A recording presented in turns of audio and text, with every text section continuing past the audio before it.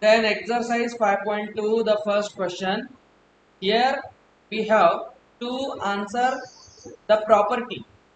We already know when two lines are parallel and a transversal cuts it, then we have 8 pairs of angles formed, in which when we see letter like F or reverse F, okay, then angles are made as corresponding angles. या design मध्ये दिसलं की corresponding म्हणायचं. If we see letter like Z or reverse Z, that is alternate angles. Okay, alternate angles. And when we have letter like C or a reverse C, then these pairs are called interior angles. We already know corresponding angles are equal. Alternate angles are also equal. But interior angles are supplementary. Means their sum is 180. Now look the first question. Look, very important. If A is parallel to B, these two vertical lines tells us parallel. Parallel means non-intersecting lines. Okay. A and B, this A and this B are parallel lines as we can see in the figure. Then angle 1 is equal to angle phi. Look, angle 1 is equal to angle phi. For B, angle is at top. For line A, again A is at top. So this is corresponding angle. Top to top, bottom to bottom. Okay. So this property is corresponding angles. Okay. Look, ध्यान से देखना है. अगर किसी line के transversal के ऊपर का एंगल है और उसी लाइन के ट्रांसवर्सल के ऊपर का एंगल होगा, तो ये दोनों करस्पॉन्डिंग हो गई. तो 1 और 5 अगर हम देखते हैं तो वो हमें लाइन के ऊपर दिखते हैं. तो दोनों भी एंगल लाइंस के ऊपर है और दोनों ट्रांसवर्सल के सेम साइड पे है, ट्रांसवर्सल के लेफ्ट में है.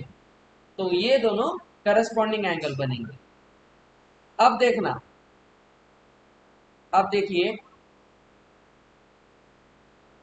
if angle 4 is equal to 6, now look, here again you can see, here we have 4 and 6 we have here. Then A is parallel to B. By which pair? You can see 4 looks like this and 6 looks like this. So we see the letter Z. For transversal, 4 lies here, and for the same transversal, 6 lies here. Means these two angles are not at the same side of transversal. They looks like English letter Z. So this is nothing but alternate angles. Okay, looks like Z.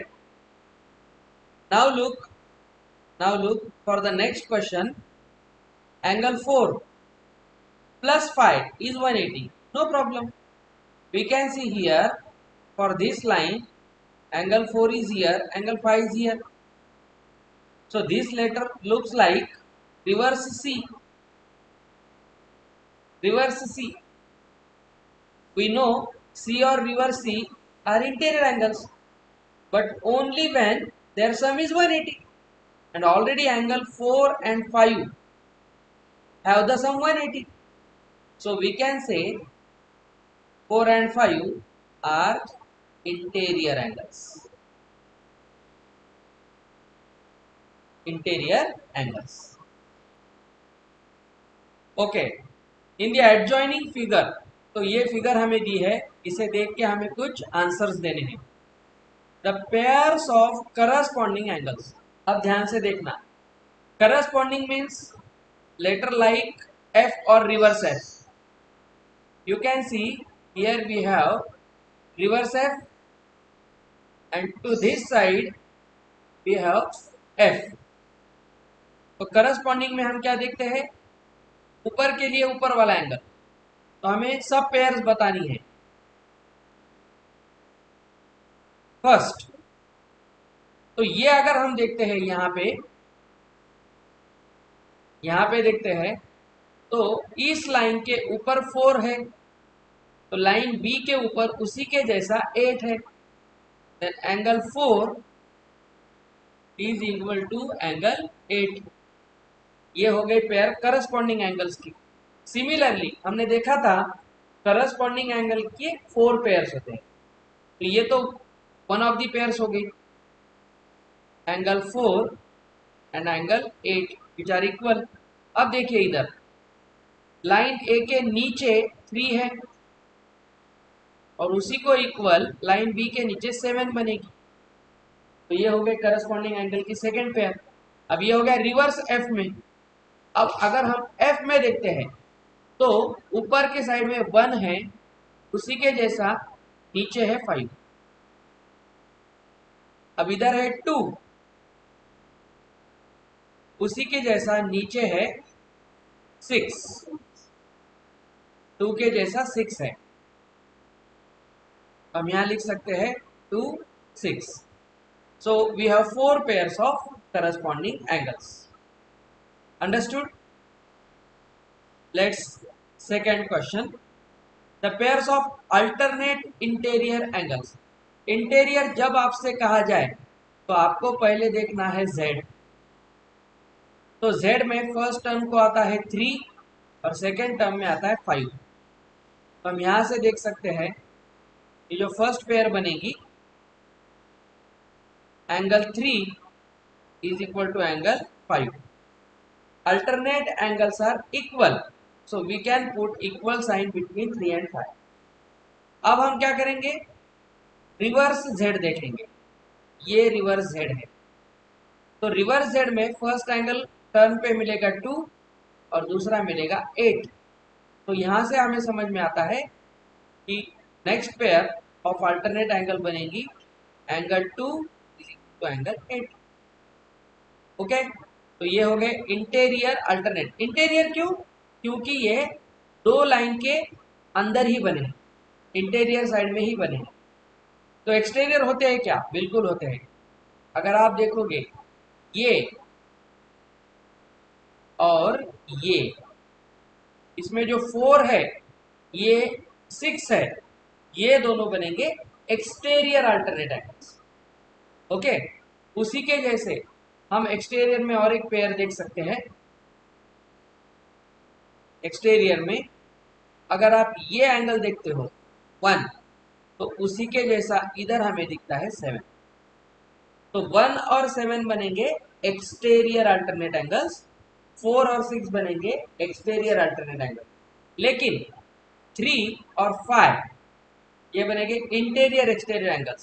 Similarly 2 और 8 भी बनेंगे interior alternate angles. तो अब हमसे last pair पूछते हैं, pairs of interior angles on the same side of the transversal.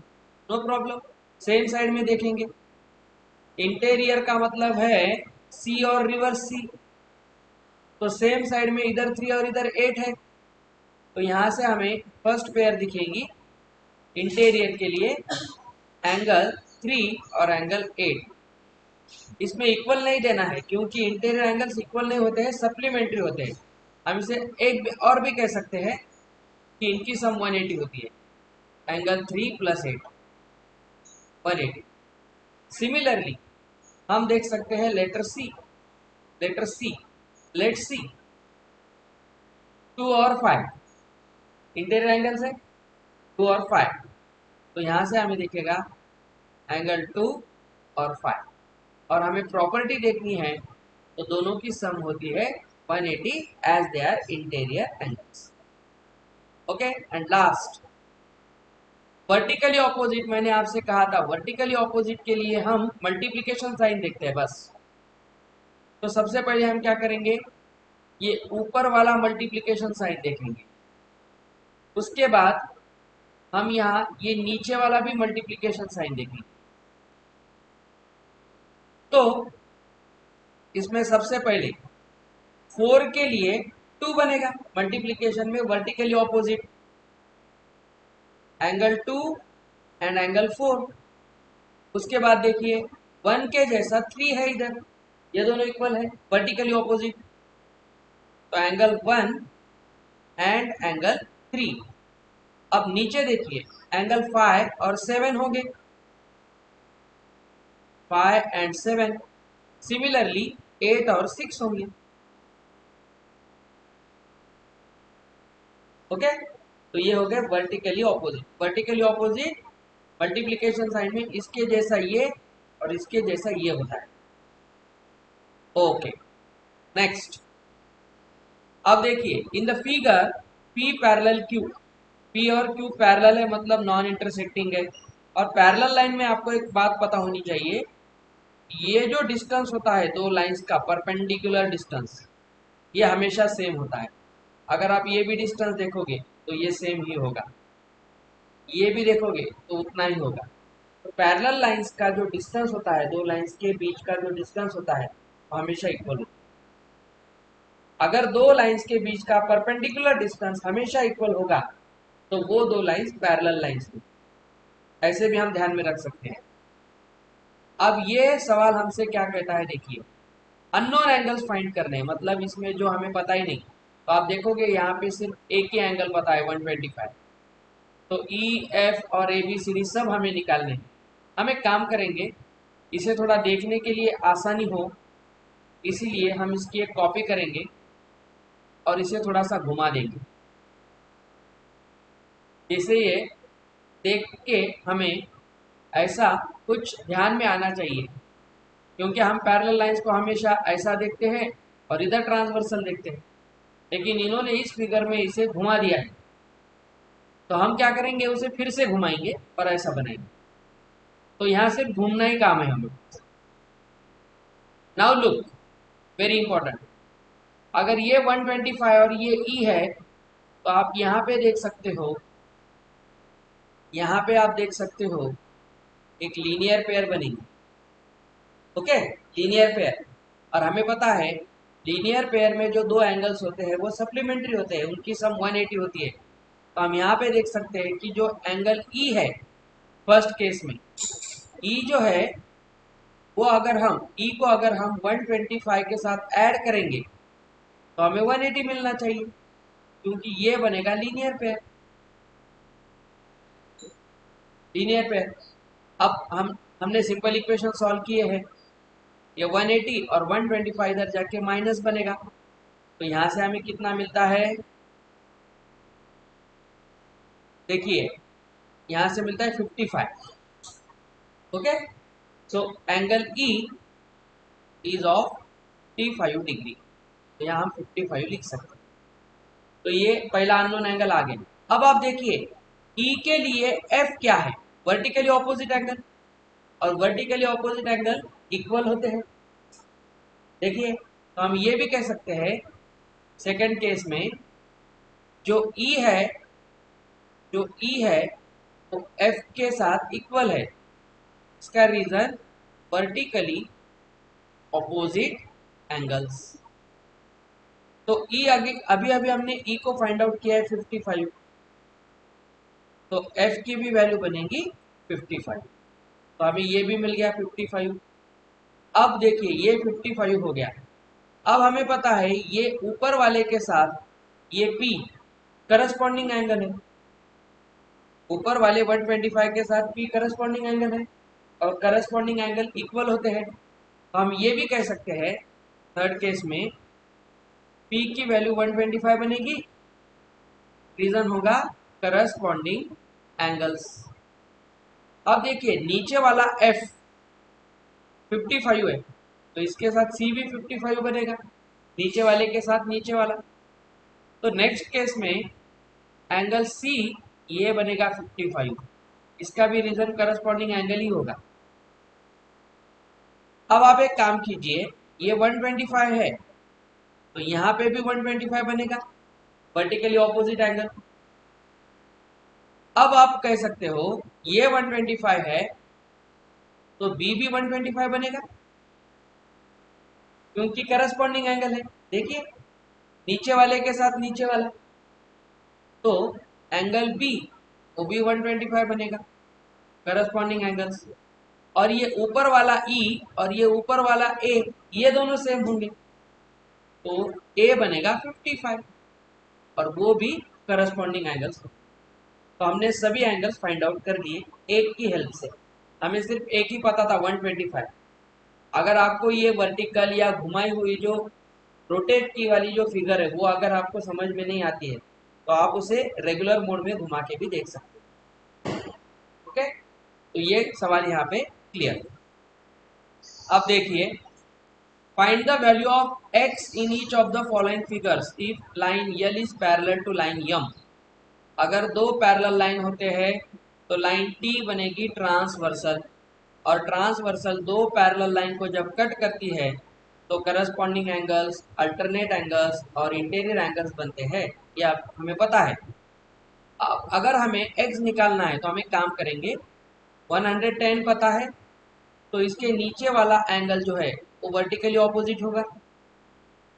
ठीक है, वर्टिकली ऑपोजिट होगा तो वर्टिकली ऑपोजिट एंगल 110 ही होगा। अब आप देखिए x निकालना है तो आपको इसमें लेटर C दिखता है और ये बन गए इंटीरियर एंगल्स, और इंटीरियर एंगल्स की सम होती है 180। तो हमें काम करेंगे, यहाँ से x निकालना है फर्स्ट केस में, तो x प्लस 110 ये बनेगा 180। इसका रीजन होगा इंटीरियर एंगल्स। तो ट्रांसपोज कीजिए 180 माइनस 110, तो x की वैल्यू बनेगी 70 डिग्री। तो यहाँ से हमने x को फाइंड आउट कर लिया। ओके, तो ये फिगर को ध्यान से देखना है। अब देखिए ये इंटरेस्टिंग है, लाइन L और M पैरेलल है और A और B भी पैरेलल है, तो दो पैरेलल लाइन को दो ट्रांसवर्सल कट कर रही है, तो ये तो और भी अच्छी केस हो गई। अब देखिए, आप आराम से देख सकते हो, लाइन L के ऊपर 100 है तो इधर लाइन M के ऊपर x है, तो करस्पॉन्डिंग एंगल बन गए ऊपर वाले के साथ ऊपर वाला। तो यहां से हम कह सकते हैं एंगल x होगा 100 डिग्री, रीजन देंगे करस्पॉन्डिंग एंगल्स। ओके, अब देखिए सिमिलरली इसे देखिए, ये क्या बनेगा, हमें x ही निकालना था। चलिए ये 80 का यूज कुछ कर सकते हैं हम, बिल्कुल कर सकते हैं। आप ऐसा भी कर सकते हो, देखिए इसको दूसरी तरह से सोचेंगे, ये दो लाइन में ये C लेटर बनता है तो ये 80 और यहाँ का एंगल क्या बनेगी, इंटीरियर। इंटीरियर की सम कितनी होती है 180, तो ये 100 बनना चाहिए, और इसके लिए x क्या हो गया, फिर से करस्पॉन्डिंग बन गया ऊपर के साथ ऊपर, तो फिर से x 100 ही बनेगा। आप कहीं से भी देखिए x हमेशा 100 ही बनेगा। तो ये 80 का यूज ना करते हुए भी हम करस्पॉन्डिंग एंगल से x डायरेक्टली बता सकते। ठीक है, तो आपको हर तरफ से देख के ये बताने आना चाहिए। नेक्स्ट,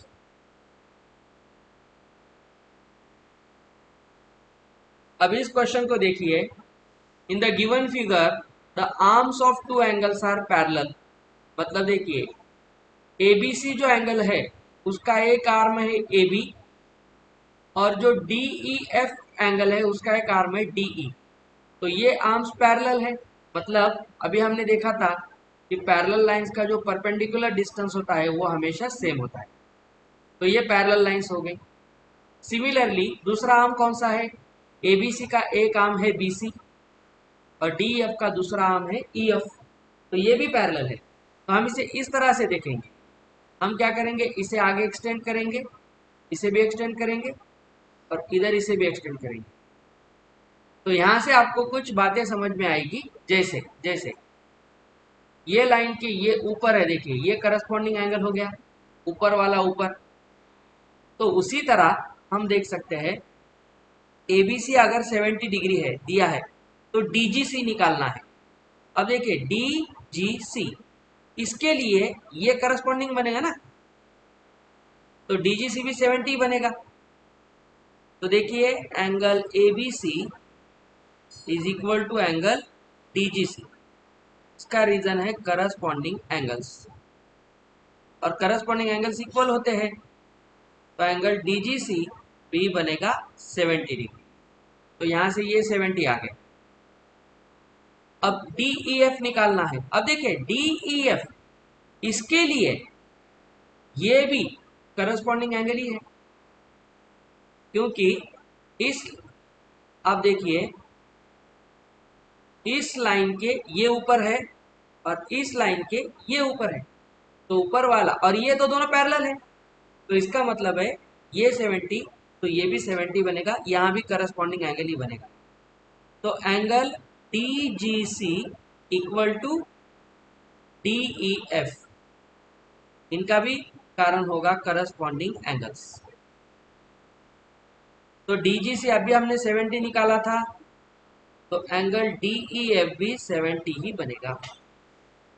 काय केलं ते?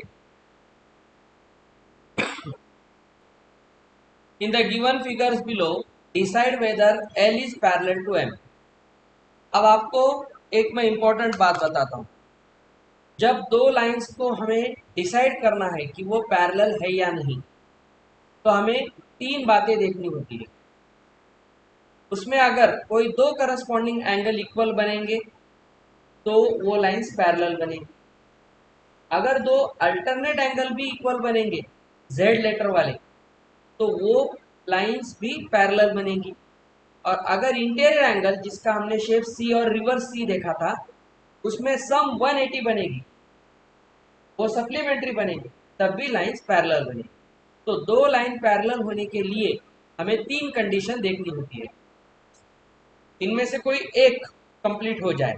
सबसे पहले corresponding angle must be equal, और alternate interior angles must be equal, और interior angles must be supplementary, इनकी सम 180 होनी चाहिए। तो अब ये सभी फिगर्स में हमें यही देखना है। जैसे फर्स्ट क्वेश्चन में आप देखोगे यहाँ पे, तो ये दो एंगल जो दिखते हैं वो आपको सी लेटर में दिखते हैं, मतलब हमें यहाँ दोनों की सम देखनी पड़ेगी। तो फर्स्ट क्वेश्चन में 126 और 44 को अगर हम ऐड करते हैं तो सम 170 डिग्री बनती है। ओके, अगर 170 डिग्री है तो ये 180 तो नहीं है। अगर 180 नहीं है तो ये इंटीरियर एंगल्स नहीं है, और अगर इंटीरियर एंगल्स नहीं है तो ये लाइन पैरेलल नहीं है। तो हम कह सकते हैं L is not parallel to M।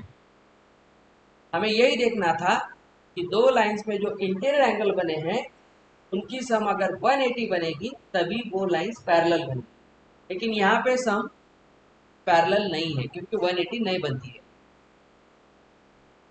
अब नेक्स्ट क्वेश्चन देखिए, यहाँ लाइन L और M हमें देखना है, यहाँ पे ये 75 है, तो हम ये देखेंगे अगर ये 75 है तो इसका मान ले ये जो इंटीरियर है ये एंगल, नहीं तो ऐसा भी नहीं देखेंगे, हम यहाँ पे देखेंगे इसकी लीनियर पेयर। ओके, ये लीनियर पेयर आपको दिख जाएंगी, यहाँ से ये देखिए लीनियर पेयर बने। अगर लीनियर पेयर है तो उनकी सम 180 होनी चाहिए। तो ये 75 है, तो हम क्या करेंगे, यहाँ पे 180 में से 75 को सब्ट्रैक्ट करेंगे, तो यहाँ से हमें मिलेगा 105। तो ये 105 है। अगर आप देखते हो अगर ये 105 बनेगा, ये 105 बनेगा, तो ये लाइन के ये ऊपर है, तो ये लाइन के ये भी ऊपर है, लेकिन ये दोनों तो अलग अलग है, डिफरेंट है, तो ये करस्पॉन्डिंग एंगल नहीं बनेंगे। ओके, तो हम यहाँ पे देखते हैं कि 105 इज नॉट इक्वल टू 75, मतलब ये करस्पॉन्डिंग एंगल्स नहीं है और ये नहीं है तो लाइन यल और यम भी पैरेलल नहीं है। खत्म। अब देखिए इसमें ये एंगल है 57। अगर आप देखते हो यहाँ पे एक मल्टीप्लिकेशन साइन बनता है जिसमें हम देखेंगे ये बनेगा वर्टिकली ऑपोजिट एंगल 57। तो यहाँ से हम देखेंगे ये 57 और ये 123 अगेन ये लेटर सी में दिखते हैं, रिवर्स सी में। तो रिवर्स सी में होगा तो हम उसे इंटीरियर के लिए चेक करेंगे। तो ये 57 और उसके साथ जो 123 है इनकी सम 180 होती है, तो ये बन गए इंटीरियर एंगल्स। और अगर इंटीरियर एंगल्स आर सप्लीमेंट्री तो लाइंस पैरेलल होगी। तो हम कह सकते हैं line L is parallel to M. अब यहां देखिए ये एंगल 72 डिग्री है, तो आप यहाँ पे एक मल्टीप्लिकेशन साइन देख सकते हो। तो यहाँ से ये वर्टिकली ऑपोजिट बनेगा 72। अब हमें ये दो एंगल जो है 98 और 72 ये लेटर सी में दिखते हैं, तो हम इंटीरियर के लिए चेक करेंगे। तो यहाँ से फोर्थ में 98 और 72 की सम ये आती है 170, जो 180 नहीं है। अगर 180 नहीं है तो not interior angles are supplementary. अगर सप्लीमेंट्री नहीं है line L is not parallel to line M. तो इस तरह से ये चैप्टर यहाँ पे खत्म होता है।